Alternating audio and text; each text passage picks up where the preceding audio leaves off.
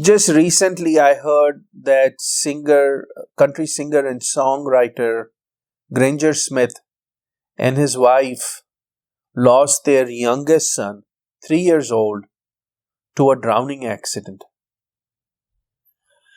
It's the most terrible thing in life to go through such an experience. How do you console such parents? The story of Happy Soul Hungry Mind was very different. I did not have in chapter 1 Travis and Nathan's tragedy. But a friend and acquaintance of mine called me as when I was writing the book, and that his daughter had died. And to me, as I was driving back after visiting with him and his family, I said the book has to address this very difficult circumstance that people have to face in life. Can spirituality help us deal with such challenging circumstances?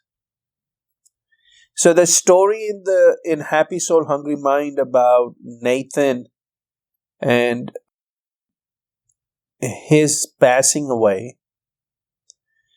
We had a friend, they were not close, but my son and this kid used to play soccer together in soccer practice. And this kid was the best football player among those 8 or 9 years old. And very handsome kid, and he really could. I mean, it was amazing to watch him play soccer. I know I said football, but it's soccer. And we heard one week he didn't come for practice, and the next thing we heard that he had passed away. And it was because of a mosquito bite. It was for an infection, a viral infection in the brain. And this charming kid, this beautiful kid, was just gone overnight. How do you console such parents? I have no idea. How do you deal with such pain? Right? And I have gone back and looked at the book and said, can the book provide solutions? And whatever the book provides, I have probed that and said, well, is this good enough? Is this sufficient enough? I am not a grief counselor. But can the book help? And as I go back and probe it, I think what the book tells us, we have to begin to take that to heart and then find ways to manage the mind. And so as the story develops, we'll discuss a little bit more about how Rishi and Travis talk about Nathan. Not a whole lot, because this is not a book about grief. It's a book about spirituality, but it will go back and touch the subject again. When I talked to that friend who had lost his daughter, and you and I have gone through this, when we have a huge problem or when we have a huge loss, we do fall asleep at night, after struggling. But then after we have slept for 2 to 3 hours, is the 3 a.m. wake up when you have slept and the mind, you haven't finished your sleep, but you wake up and the mind now is racing. It is the darkest hour, and at that time the mind, the regret, the guilt that comes from being in these situations, and many times we generate our own guilt, right? There may be no reason for guilt or regret, but we beat ourselves. And that situation at 3 a.m. in the morning it's not, it is really your mind completely harasses you because all these thoughts go through the mind. I remember when my dad passed away, they had put a ventilator in, so there was a tube going through his mouth.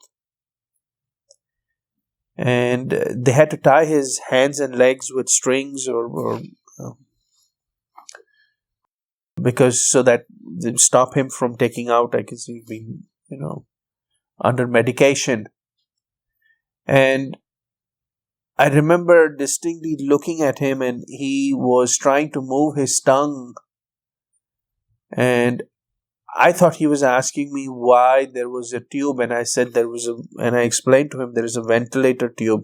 He had asked me another question. He was trying to say or ask me if he had paralysis because he could not move his arms or legs. It had been restricted. And I said, no, Dad, it's dialysis. You're going through dialysis. And I could see that he relaxed back and relaxed. But his tongue, he kept moving his tongue, and I was not sure what was happening. So I tried explaining to him, Dad, it's a tube that is feeding you air. I think that's what it is. But after he passed away, I realized that what he was trying to say to me, or I think he was trying to say to me, is that his face and his tongue and his throat had dried off because the mouth was open, everything was dried, and he just wanted to give me wanted me to give him a few drops of water. And for months, that thought harassed me that I had not been able to understand that. And so I had a good colleague, a good friend. He's a psychologist here in Houston, and I was talking to him about it just over. We were meeting for coffee for business purposes. We're doing an event together, and I shared that. I said, "You're a psychologist. Tell me." And he said, it's just your mind playing and torturing you. And you have to get out of that. You have to recognize that this is a thought that is in your mind. And, I have written now about that extensively in the book, about how the mind takes us. And we'll talk about that as we go through the subsequent chapters. But it's really difficult, and I fully understand the pain that people go through. And for others to understand this pain is very difficult. I mean, as I talk to these friends who had lost their daughter, one of the things they say that pains them a lot is when people come and talk to them and say things that are inappropriate or insensitive.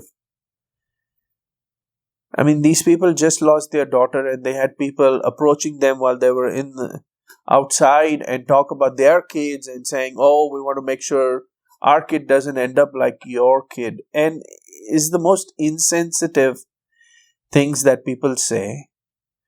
And that one seems so obvious, but I've realized knowing and saying the right things in such a situation is extremely difficult. We had a close friend who passed away after 13 years of fighting with cancer. And I remember going to his house after we found out the doctor had told him that he only has 6 months left. And nobody else was there. I think our wives and I'm sitting there with him. And he was sharing how the thing that he's going to struggle most is not being able to see his son grow up. And he has tears in his eyes. I regret not getting up. I'm sitting across him. I regret not getting up and going and giving him a hug. Instead, I'm trying to talk to him about, no, we're going to fix the situation. I'm trying to give him hope. And all it needed to do at that point was not talk about medications or trial medicine, was to just give him a hug. How do we find out? How do we learn to say just the right things or do the right things in these terrible, horrible situations? How do we live our lives? How do we live our lives? How do we live our lives so that we can face these situations and challenges and still have a wonderful and peaceful and happy life? And that is what spirituality can teach us, is how we can have a wonderful life regardless of some of these horrible things that we have to go through in life. Life is tough, and it's like when you're handling bleach, when you need bleach to clean stuff, to take out stains, whatever, clean the bathroom. But if you use bleach directly, then you're going to burn your hands and fingers and your skin is going to be affected. So when using bleach, you must use gloves. If you don't use gloves, then you're not being smart, right? If you're smart, you would use gloves and then bleach won't affect you. Life at times can be very caustic and can be very troubling. Spirituality are like gloves. They protect us. And then life can be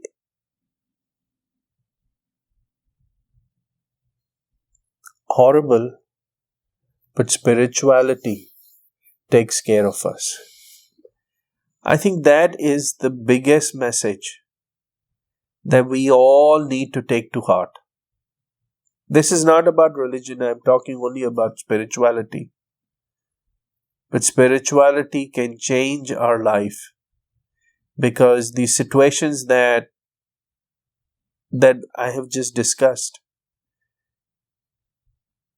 it gives us the strength, it gives us the perspective to deal with those situations.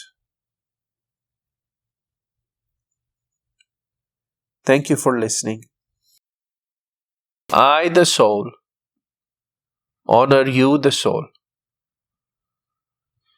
At your core, you are peace. Be who you are. Be peace. Be peace.